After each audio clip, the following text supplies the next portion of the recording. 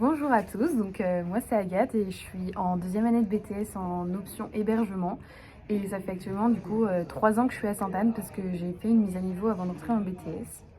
Et donc bonjour à tous, moi c'est Mathilde et ça fait 5 ans que je suis donc au lycée Sainte-Anne à Saint-Nazaire.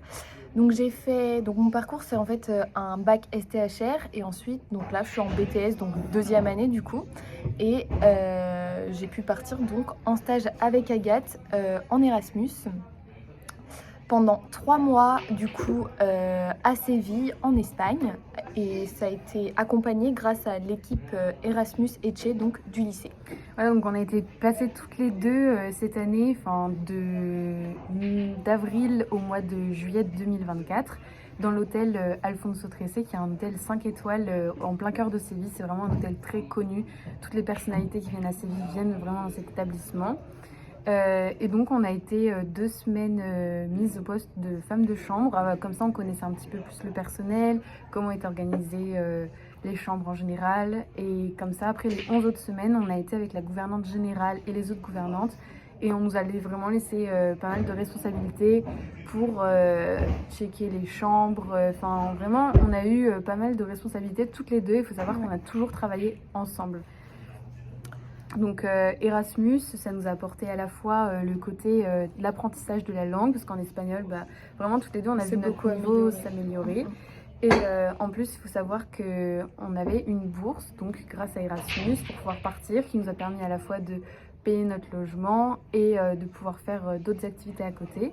Et il faut savoir que l'espagnol, on a pu à la fois le parler au travail, mais aussi chez nous, parce que comme on n'était pas logé dans l'hôtel, on a dû trouver notre logement et donc on était chez l'habitant. Et ça, c'était une bonne solution pour réussir aussi à parler, raconter nos journées avec l'habitant, donc ça nous a vachement aidé.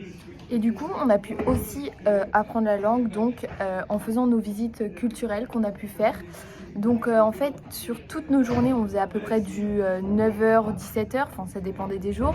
Donc toutes nos après-midi, en fait, après 17h, on a découvert l'Andalousie, on a du coup super bien découvert Séville en faisant donc plein de visites culturelles, mais on a aussi pu découvrir le pays et surtout l'Andalousie du coup en faisant donc des visites de villes super connues comme Granada ou Cordoba. Qui nous a beaucoup appris en fait sur la culture du pays, mais surtout à s'enrichir de plein de choses et surtout pour la découverte de la langue qu'on a pu enrichir là-bas. Voilà, donc si on peut vous conseiller une chose, c'est de tenter votre chance si vous souhaitez éventuellement ou améliorer ou même débuter une langue, aller à l'étranger, parce que ça ouvre aussi des opportunités de travail peut-être pour plus tard là-bas. Vraiment, ça nous fait des contacts. Et en plus, moi, c'était du coup ma deuxième expérience Erasmus, parce qu'en mise à niveau, j'avais fait une expérience du coup de 3 mois en Italie.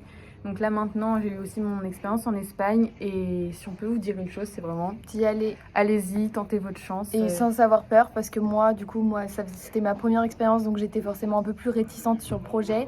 Et finalement, alors oui au début on est obligé de s'adapter à tout ce qu'ils font là-bas, à la langue forcément ça peut être une barrière au début. Pour moi c'était une barrière et au final ça s'est super bien passé et si je pourrais repartir je le referais avec plaisir.